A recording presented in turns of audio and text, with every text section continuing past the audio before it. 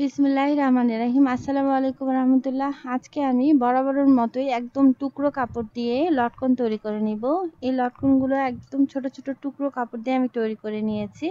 তো এখানে দুই কালারের কাপড় নিয়েছি। দুই কালারের কাপড়কে এভাবে করে ফোল্ড করে দিতে হবে। ফোল্ড করে দিয়ে এখানে আমি প্রথমে মেজার করে নেব। তো এখানে আপনারা চাইলে মেজার করতেও পারেন, আবার নাও করতে পারেন, হাতের সাহায্যে কেটে নিতে পারেন। 3.5 ইঞ্চি হয়েছে। তো এইভাবে করে সুন্দর করে মার্ক করে দিচ্ছি এবং মার্ক করে দিয়ে এখানে আমি কেটে নিচ্ছি। তো এইভাবে করে কাটার পরে এখন আমি আরেকটা টুকরো কাপড় নিব। তো আরেকটা টুকরো কাপড় নিয়ে আমি এখানে প্রথমে সেলাই করে দেব ফোল্ড। সো আলহামদুলিল্লাহ এভাবে করে সেলাই করার পর এখন আমাদেরকে কুচি করে নিতে হবে। তো এখানে আমি সুন্দর করে ধরে নিচ্ছি এবং হাতের সাহায্যে কুচি করে দিচ্ছি।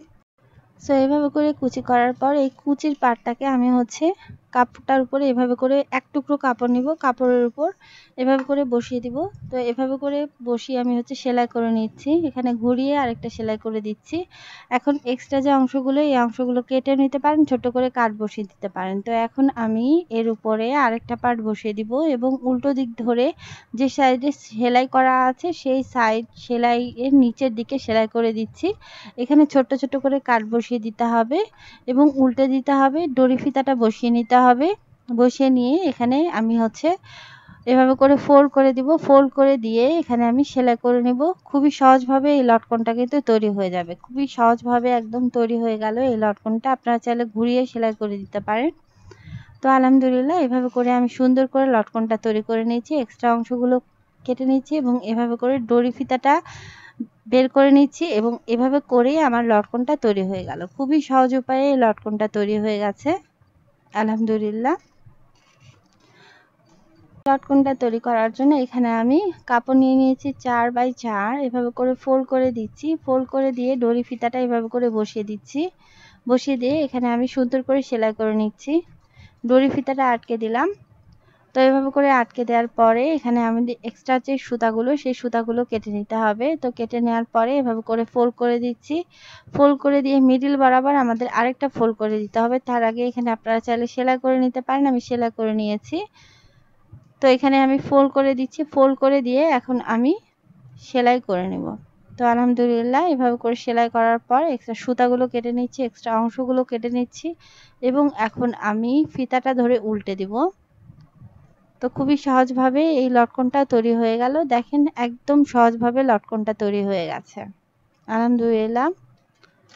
সো নেক্সট আরেকটা লটকন তৈরি করে নিব। এভাবে করে আমি দুই টুকরা কাপড় নিয়ে নিয়েছি। আপনারা আপনাদের মেজারমেন্ট অনুযায়ী বা রুচি অনুযায়ী কাপড়টা নিয়ে নেবেন, কতটুকু পরিমাণ আপনারা নিতে চান। তো এইভাবে করে দুই কালার কাপড়কে এভাবে করে বসিয়ে দিয়ে সেলাই করে নিয়েছি। দড়ি ফিতাটা আটকে দিয়েছি এবং এখন আমি ফোল্ড করে নিব।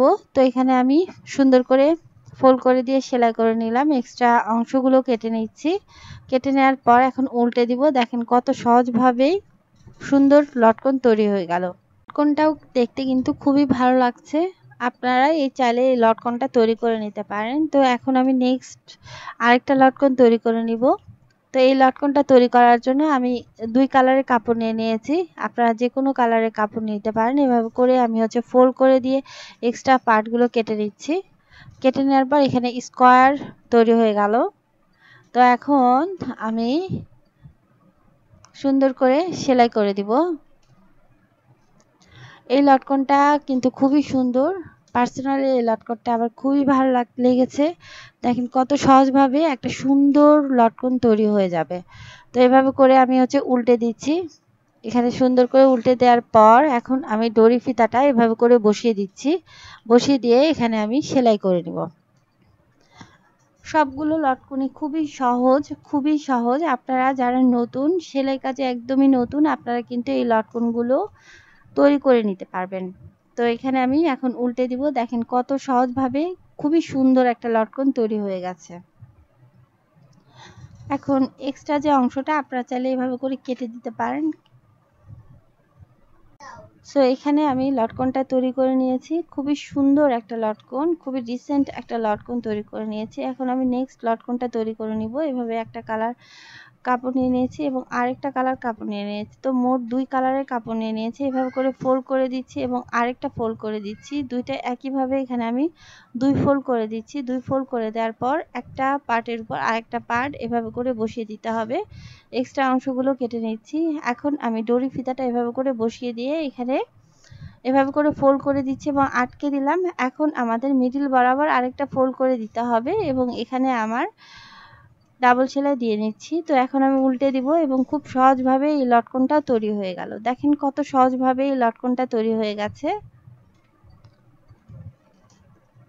এই লটকনটাও দেখতে কিন্তু খুবই সুন্দর, খুবই লুক্রেটিভ। এখন আমি নেক্সট লটকন তৈরি করে নেব। এখানে আমি একইভাবে 2 কালারের কাপড় নিয়ে নিয়েছি। আপনারা আপনাদের মেজারমেন্ট অনুযায়ী নিয়ে নেবেন। তো এখানে এভাবে করে ফোল্ড করে দিচ্ছি এবং এখানে সুন্দর করে ফোল্ড করে দিয়ে সেলাই করে নিচ্ছি।